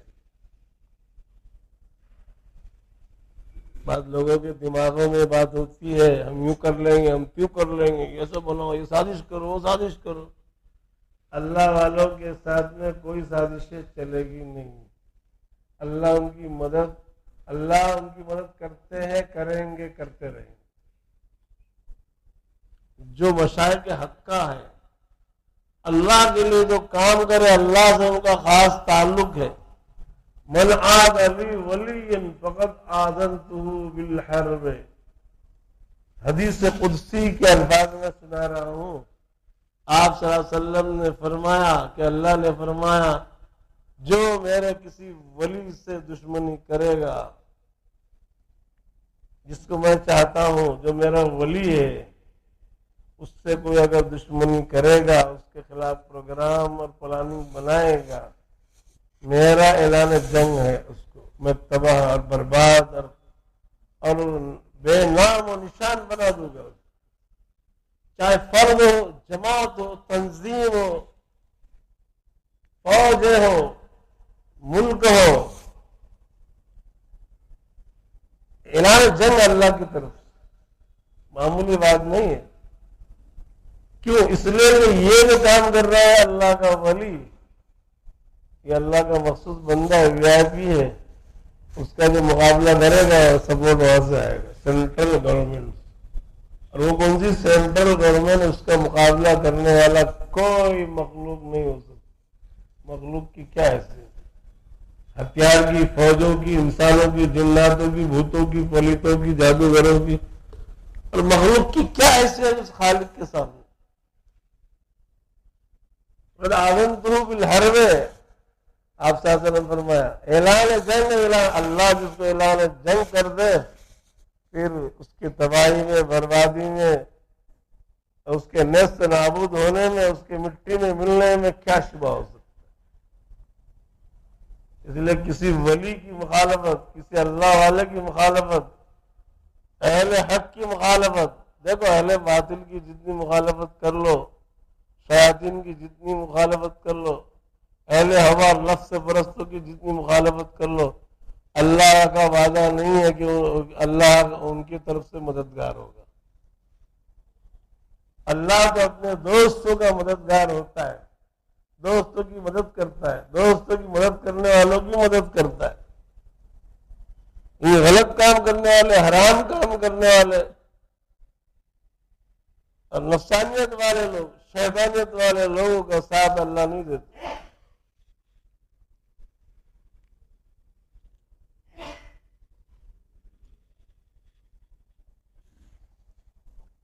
اس لیے ہم نے جو بات چلائی تھی فی قلوبہم مرض فزادہم اللہ مرضا منافقین کے دلوں میں مرض ہوتے ہیں. اس سے معلوم ہوا امراض کو دور کرنا پڑتا ہے دور کرایا جاتا ہے حکیموں کے ذریعے ڈاکٹروں کے ذریعے. لیکن یہ جو روحانی امراض ہوتے ہیں یہ خانقاہ ہیں اللہ والے ان امراض کو دور کرتے ہیں. یہاں پر یہی کام ہوتا ہے. یہاں پر روحانی امراض کو ختم کرایا جاتا ہے. روحانی امراض یہ ہے تکبر ہے حسد ہے کینہ ہے کپٹ ہے اور بھی بہت سارے رذائل اندر کی خرابیاں حرص ہے لالچ ہے ان کو دور کیا جاتا ہے. دل کی صفائی کا انتظام کیا جاتا ہے دل کو دل بنایا جاتا ہے. اس میں روشنی پیدا کی جاتی ہے اندھیرے کو ختم کیا جاتا ہے. اللہ کے نام کی رٹ اللہ اللہ اللہ اللہ کرایا جاتا ہے اور اللہ تعالی تک پہنچانے کی کوشش کی جاتی ہے. یہاں یہ کام ہوتا ہے. تو دو دل تیسرا دل اللہ نے مطلقاً ایمان والوں کے دل گناہوں کی وجہ سے اس پر اثرات ہو جاتے ہیں. کلا بل ران علی قلوبہم ما کانوا یکسبون. ہرگز نہیں ان کے دلوں پر ان کے افعال کی وجہ سے زنگ چڑھ گیا. ثم قست قلوبکم من بعد ذلک فہی کالحجارۃ او اشد قسوۃ. پھر ان کے دل سخت ہو گئے گناہوں کی وجہ سے برے کاموں کی وجہ سے ایسے ہو گئے جیسے پتھر بلکہ پتھروں سے زیادہ سخت دل جو ہے نا گناہوں پتھر بھی زیادہ سخت ہو جاتے، پتھر سے زیادہ سخت لوہا ہوتا ہے، لوہے جیسے دل ہو جاتے، قرآن کہہ رہا ہے۔ اور قرآن نے پتھروں کی 3 قسمیں بیان کی، اور بعض پتھروں کی تعریف کی اللہ نے۔ بعض پتھروں کے اندر نرمی بھی ہوتی ہے، قرآن نے 3 قسم کے پتھروں کا ذکر کیا اور پتھروں کی تعریف کی، اور انسان کے دل کی برائی بیان کی۔ بعض انسانوں کے دل پتھروں سے بھی زیادہ سخت ہوتے ہیں، لوہے کی طرح، ذرا بھی پسیجتے نہیں، ذرا بھی ان کے اندر نرمی پیدا نہیں ہوتی۔ اس لیے سمجھنا چاہیے اس کے جو اثرات ہیں گناہوں کی وجہ سے دل ایسے ہوتے، تو دلوں کے علاج کی طرف ہم نے متوجہ ہونا چاہیے، اللہ والوں سے تعلق قائم کرنا چاہیے، اور خانقاہوں کے اندر کچھ نہ کچھ وقت اپنا، یہ ہاسپٹل ہے، روحانی ہاسپٹل، ہمارا ربط تو ہونا چاہیے۔ تو اگر ہمارا تعلق رہے گا، آہستہ آہستہ یہ امراض ختم ہوں گے اور ہمارے دل بنیں گے، دلوں میں روشنی آئیں گی، دل منور اور مجلہ ہوں گے، اور اللہ سے تعلق پیدا ہوگا، اللہ کی معیت ہم کو حاصل ہوگی، اور ہم انسان بنیں گے، ورنہ حیوان کے حیوان رہیں گے۔ یہ برائیوں سے حیوانیت اندر آتی، یہ جو اوصاف رذیلہ ہے ان سے کیا ہے، انسانیت سے نکل جاتا ہے۔ جو حیوانوں کے اوصاف ہے وہ اگر اندر رہیں گے تو انسان، ڈھانچہ تو انسان کا رہتا ہے، لیکن حقیقت میں وہ حیوان کے جیسا ہو جاتا ہے۔ اس لیے یہ اللہ نے مجھ کو بھی، آپ کو بھی، اور جو بھی امت میں لوگ ہیں جو اس طرف متوجہ کیا، یہ اللہ کا کرم ہے، اور اس نعمت کو ہم نے غنیمت سمجھنا اور اس میں آگے بڑھنے کی کوشش کرنا۔ آگے بڑھنے کی کوشش کا مطلب سمجھنا یہ ہے کہ امراض کو دور کرنے کی فکر کرنا، یہ آگے بڑھنے کی، وہ آگے بڑھنے کا وہ مطلب نہیں ہے جو بعض لوگوں نے دماغوں میں شیطانی غذا بھر کے رکھا، خلافت جس کو بولتے، خلافت لینا، خلافت کیا چیز ہے؟ یہ تو بڑائی اور یہ تو شیطانی وسوسہ ہے۔ ہاں، شیخ اگر کسی مرید کی اصلاح اگر حقیقت میں ہو گئی، اگر اس لائق ہے تو اللہ اس کے دل میں بات ڈالے، وہ دے، وہ الگ بات ہے، لیکن یہ کوئی حاصل کرنے کی چیز نہیں ہے، یہ کوئی مٹھائی نہیں ہے، کوئی شیرینی نہیں ہے کہ چلو حضرت دیں گے، چلو حضرت کے پیچھے لگو، یہ کوشش کرو، جیسے دنیا اعتبار میں دوسری چیزیں حاصل کرنے کے لیے یہاں وہ نہیں چلتا۔ اگر ایسی بات بتائے نکالو، توبہ کرو، خلافت اور یہ اور وہ اس کی کوئی ضرورت نہیں ہے۔ انسان بن جائے اور اللہ کو راضی کر لے، ایسے اعمال پر آ جائے کہ اللہ اس سے راضی ہو، بس کافی ہے۔ وہاں قبر کے اندر کوئی پوچھے گا نہیں، جبریل امین یا کوئی فرشتہ آ کر کہ تو کس کا خلیفہ ہے، خلیفہ ہوں گا تو ہم بخشیں گے، تو جنت ملیں گی، ایسا نہیں ہے بھائی۔ ہاں، مومن مسلم ہونا، ایمان پر جمنا، ایمان پر جمنا، اللہ سے صحیح تعلق قائم کرنا، وہی یہاں سکھایا جاتا ہے، اس کی ضرورت ہے۔ خالص مومن مسلم آدمی نے رہنا، اور دنیا سے جب جائے تو کلمے کے ساتھ جائے، یہ محنت ہے۔ سب جتنی بھی ہماری محنت ہے، مدارس کی، مکاتب کی، خانقاہوں کی، تبلیغ کی، جہاد کی، سب محنتوں کا خلاصہ یہی ہے کہ کامل مومن مسلم بن کر زندگی بسر کرے اور ایمان پر اس کا جاتے و خاتمہ ہو۔ وَلَا تَمُوتُنَّ إِلَّا وَأَنْتُمْ مُسْلِمُونَ۔ اللہ نے فرمایا، اے مومنو، اللہ سے ڈرو اور ایسی زندگی بسر کرو کہ جب تم دنیا سے جانے کا موقع ہو تو ایمان پر، اسلام پر جانا۔ اگر ایمان اسلام پر نہیں گئے، کلمہ اگر تم نے نہیں پڑھا، مرتے وقت کلمہ نصیب نہیں ہوا، تباہ ہے، تباہ ہے۔ چاہے کتنے بھی خلافت اور کتنے بھی تم ظاہری اعتبار سے کتنے بھی بڑے بڑے مرتبے لے کر اور چٹھے لے کر جا رہے ہو، کوئی کسی چٹھے کی اور کسی چیز کی کوئی حقیقت اور قیمت نہیں۔ ایمان کو لے کر اگر جا رہے ہیں، اس چٹھے کو، کلمے، ایمان پر اگر خاتمہ اگر آپ کا ہو رہا ہے، کلمے پر موت ہوئی، آپ کامیاب ہے۔ چاہے آپ کا دنیا کے اعتبار سے سب برباد ہو گیا۔ ایک صحابی جنگ کے اندر ہے، جنگ کے اندر شریک ہے، ایک کافر نے قریب میں آ کر نیزہ جو گھونپا سینے میں آر پار ہو گیا. اس صحابی کا اسی وقت وہ انتقال ہو گیا, وہیں گر کر شہید ہو گیا. لیکن جب مارا اس نے تو اس وقت انہوں نے جو جملہ کہا وہ یاد رکھنے کا, جیسا مارا اور ان کو یقین ہو گیا کہ اتنا خطرناک مارا اب میں بچ نہیں سکتا. فزت ورب الکعبہ, فزت ورب الکعبہ, کعبہ کے رب کی قسم میں تو کامیاب ہو گیا, کعبہ کے رب کی قسم میں تو کامیاب ہو گیا. یہ جملہ انہوں نے کہا, ان کی زبان سے نکلا. خیر ان کا تو انتقال ہو گیا. وہ کافر جس نے مارا وہ بھی عربی جاننے والا, اس نے جو جملہ سنا میں نے اس کو مارا, اس نے تو کہنا چاہا تھا ارے میں تو برباد ہو گیا. تو یہ کہہ رہا فزت ورب الکعبہ, کعبہ کے رب کی قسم میں تو کامیاب ہو گیا. کون سی کامیابی؟ ہم نے ایسی کوئی کامیابی تو سنی نہیں کہ آدمی مر رہا ہو اور جان جا رہی ہو اور وہ کہہ رہا ہو کہ میں کعبہ کے رب کی قسم میں تو کامیاب ہو گیا. جنگ ختم ہونے کے بعد ایک مسلمان سے پوچھا کافر نے کہ میں نے اس کو مارا, مسلمان کو ایسا برچہ مارا کہ ایک میں ختم ہو گیا, اور مرتے وقت اس نے یہ جملہ بولا, اس کا کیا مطلب تم سمجھا سکتے ہو؟ کہا کہ ہاں سمجھا سکتے ہو. کہا کہ وہ کہہ رہا کہ میں کعبہ کی قسم کامیاب ہو گیا. کامیاب کیسے؟ مر گیا کامیاب کیسے؟ ارے کہا کہ مر گیا, یہ ہمارا یہاں سب ختم تھوڑی ہو جاتا, یہ تو تھوڑے دن کی زندگی ہے, اس کے بعد ایک طویل زندگی جو کبھی ختم نہیں ہونے والی, مرنے کے بعد جنت جہنم کا فیصلہ ہوگا. یہ جو مرا نا کلمے پر, اللہ نے اس کو جنتی بنا دیا, ہمیشہ ہمیشہ کے لیے یہ جنت میں رہے گا. کلمے پر موت ہوئی, اسلام کی حالت میں موت آئی ہے, وہ ہمیشہ ہمیشہ جنت کے اندر رہے گا. اس کے لیے جنت کا فیصلہ ہے اللہ کی طرف سے. یہ دنیا تو 2 دن کی زندگی تھی, آدمی آیا مرنا ہے ہر ایک کو, لیکن ایمان پر مرا اس لیے وہ کامیاب کہہ رہا ہے. اس نے تو جب یہ تقریر سنا وہ مسلمان ہو گیا, وہ مسلمان ہو گیا.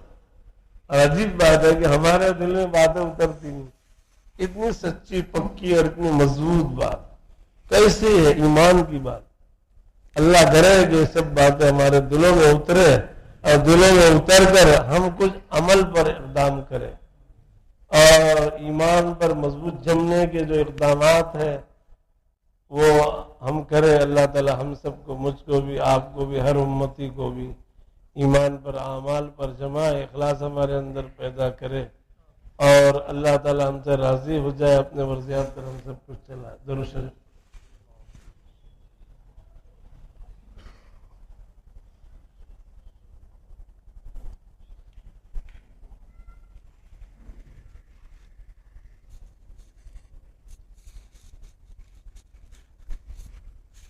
بسم اللہ الرحمن الرحیم. اللهم صل علی سیدنا محمد صلاة دائمة مقبولة تؤدي بها النحق والعظيم بعدد كل شيء معلوم لك. اللهم لك الحمد كله ولك الشكر كله وإليك يرجع الأمر كله. اللهم لا أحصي ثناء عليك كما أنت أثنيت على نفسك. اللهم صل على سيدنا محمد صلاة تنجينا بها من جميع الأهوال والآفات وتقضي لنا بها جميع الحاجات وتطهرنا بها من جميع السيئات وترفعنا بها عندك على الدرجات وتبلغنا بها أقصى الغايات من جميع الخيرات في الحياة وبعد الممات. إنك على كل شيء قدير. يا الله يا حي يا قيوم يا ذا الجلال والإكرام. يا الله يا حي يا قيوم يا ذا الجلال والإكرام. يا الله يا ذا الجلال والإكرام. يا حي يا قيوم برحمتك نستغيث. أصلح لنا تكلنا إلى أنفسنا طرفة عين ولا تضيع منا صالح ما أعطيتنا اللهم اغفر لحينا وميتنا وشاهدنا وغائبنا وصغيرنا وكبيرنا وذكرنا وأنثانا اللهم من أحييته منا فهي الإسلام ومن توفيته منا فتوفه على الإيمان والإسلام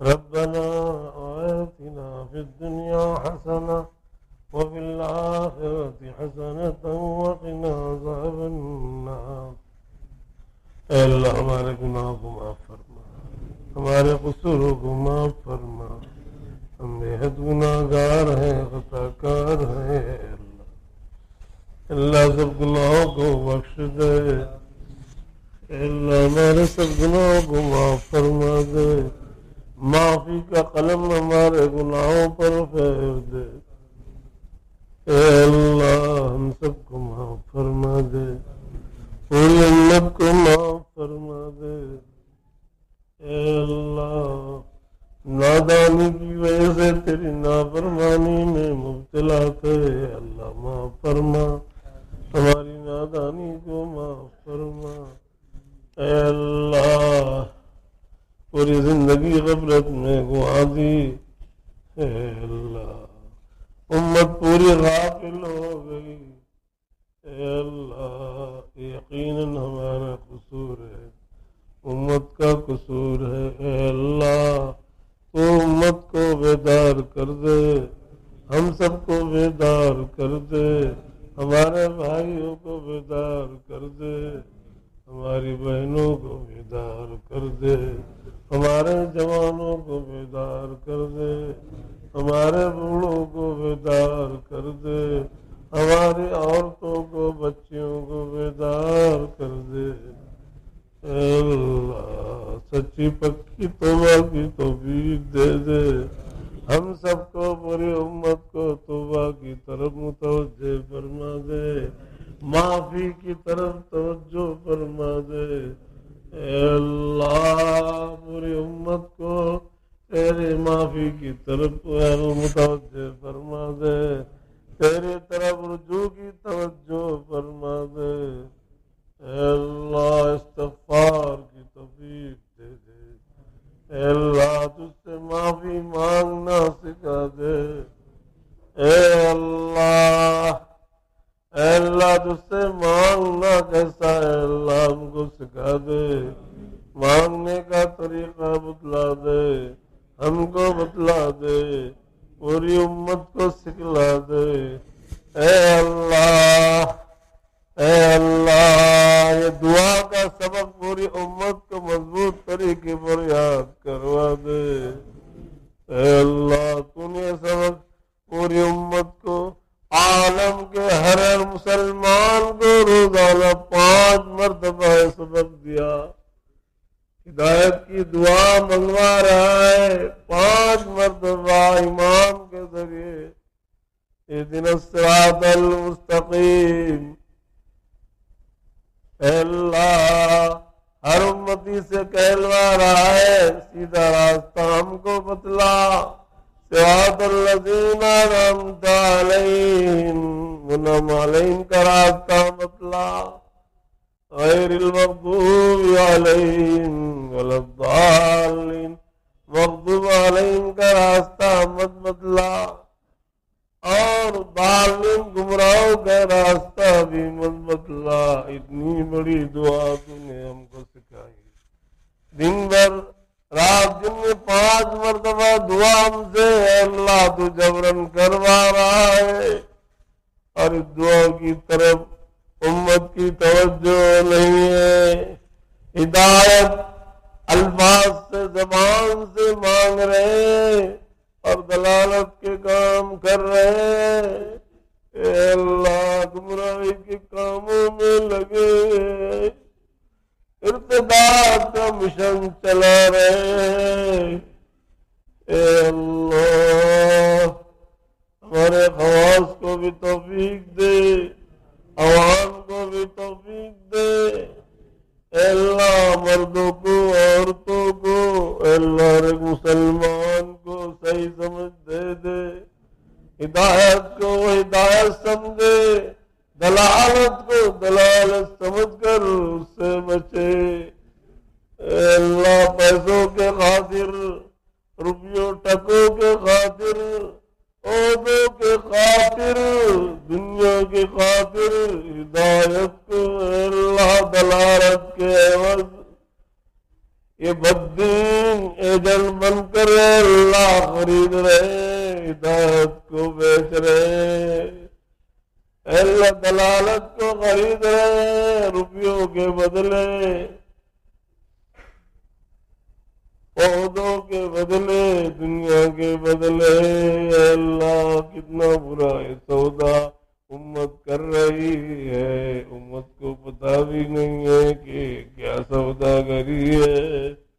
اے اللہ تو بیدار کر دے، اے اللہ تو بیدار کر دے، اے اللہ تو امت کو بیدار کر دے۔ اے اللہ یہ بددینوں کے ایجنڈے سے، ان گمراہوں کے ایجنڈے سے امت کو بچا لے، امت مسلمہ کو بچا لے، پورے ملک کو بچا لے، پورا عالم اسلام کو بچا لے، عرب کو بچا لے، عجم کو بچا لے، ہر فرد مسلم کو بچا لے۔ اے اللہ تو نے تو امت مسلمہ کو مکلف بنایا، اہل قبر کو دعوت ایمان کی، یہود و نصارہ کو دعوت ایمان کی، پورے عالم میں ایمان کی دعوت چلاؤ۔ اے اللہ یہ امت مسلمہ ہی کفر ارتداد کی دعوت چلانے پر معمور ہو گئی، روپیہ پیسہ کھا کر اے اللہ ان یہودیوں کے ایجنٹ بن گئے، ان کفار کے ایجنٹ بن گئے۔ اے اللہ کفر اور ارتداد خرید رہے ہیں اور امت کو گمراہ کر رہے ہیں۔ اے اللہ بول رہے ہیں کچھ، کر رہے ہیں کچھ۔ اے اللہ یہ اصلاح کون کرے گا؟ تیرے علاوہ کوئی نہیں کر سکتا۔ اے اللہ ہمارے پاس کیا ہے؟ الا دعا۔ اے اللہ ہم دعا کے علاوہ ہم کچھ نہیں کر سکتے۔ اے اللہ کرنے والی ذات تیری ہے، اللہ تو مدد کر۔ بہت برے موڑ پر امت آ گئی ہے، ہلاکت کے دانے پر پہنچ گئی ہے۔ ہدایت کو دلالت کو ہدایت بتایا جا رہا ہے، امت کو کھلم کھلا گمراہ کیا جا رہا ہے۔ اے اللہ امت کو ہلاکت سے، تباہی سے بچانے کا انتظام تو کر دے۔ ایسے افراد تو ہم میں سے تیار کر دے کہ جو ہدایت کو ہدایت ظاہر کر کے اور اے اللہ مکمل طریقے پر واضح کر دے کہ یہ ہدایت ہے اور یہ دلالت ہے، ہدایت پر جمنا چاہیے۔ امت کو سمجھانے کی صلاحیت طاقت دے دے، اے اللہ زبان دے دے، وہ بیان دے دے، وہ اسباب دے دے، وہ تاثیر دے دے، وہ طاقت عطا فرما دے، وہ اسباب مہیا فرما دے، اور امت کو، امت مسلمہ کو ارتداد سے بچا لے۔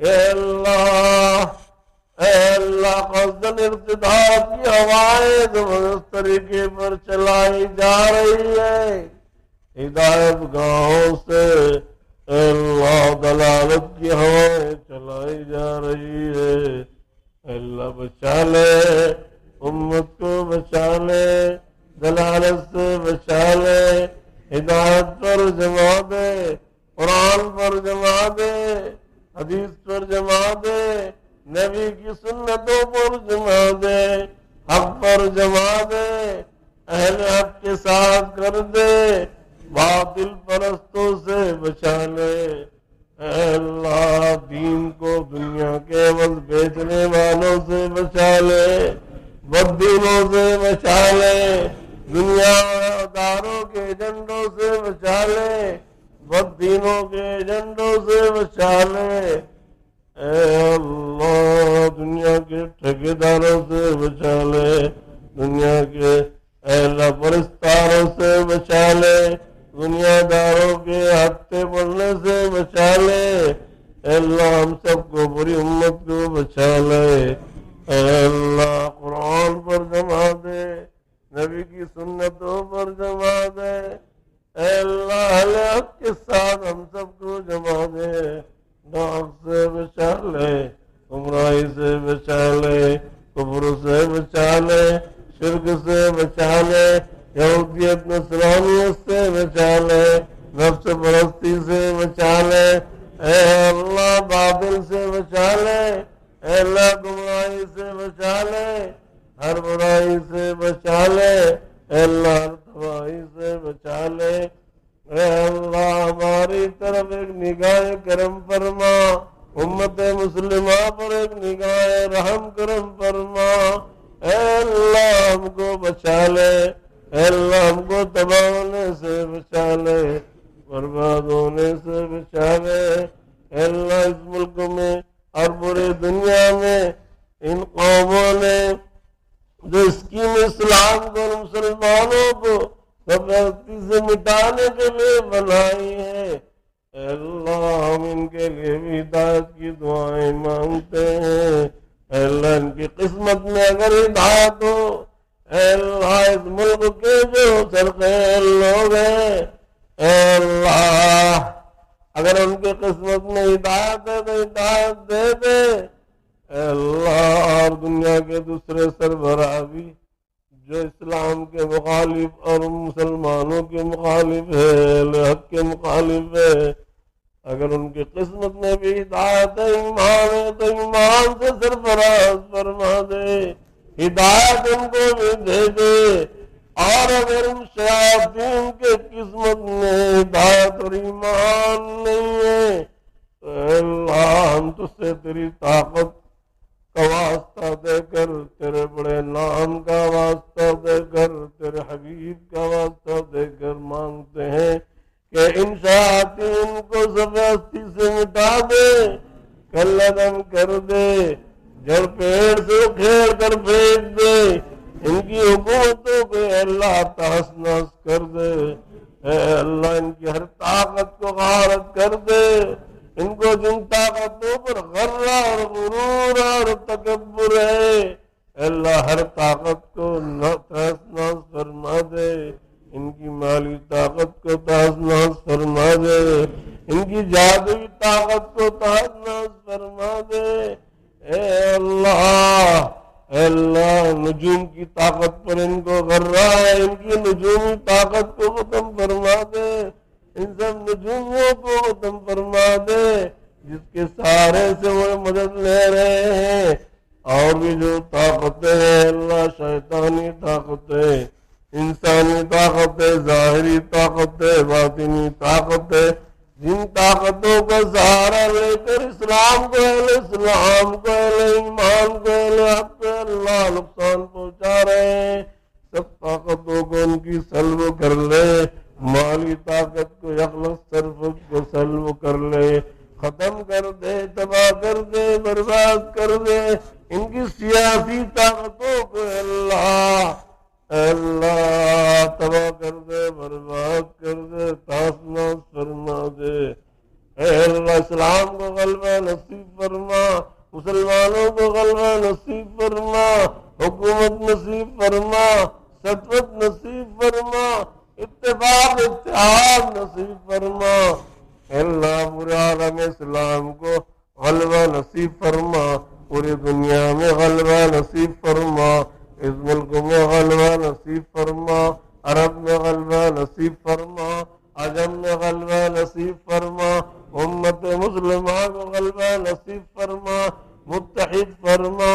اے اللہ تیری کتاب قرآن پر جما دے، اے اللہ تیرے نبی کی سنتوں پر جما دے، حق پر جما دے، نبی کی سنتوں کو شہدا بنا دے، اے اللہ دین کا شہدا بنا دے، اے اللہ دین کا دائی، تیرے نبی کی سنتوں کا دائی بنا دے، اے اللہ شہدائی بنا دے، اے اللہ تیری محبت ہمارے دلوں میں کھوٹ کھوٹ کر بھر دے، تیرا عشق تیری معرفت اے اللہ ہمارے دلوں میں انڈیل دے، تیرے نبی کی محبت اور عشق ہمارے دلوں میں انڈیل دے، تیری نبی کی سنتوں کا شہدائی اور دائی بنا دے، عمل پیرا کر دے، اے اللہ امت کی ہر پریشانی کو دور فرما دے، اے اللہ ضرورت کو پوری فرما، اے اللہ آسمانی سلطان ہر قسم کی بلا آفات سے ہم سب کی پوری امت کی حفاظت فرما،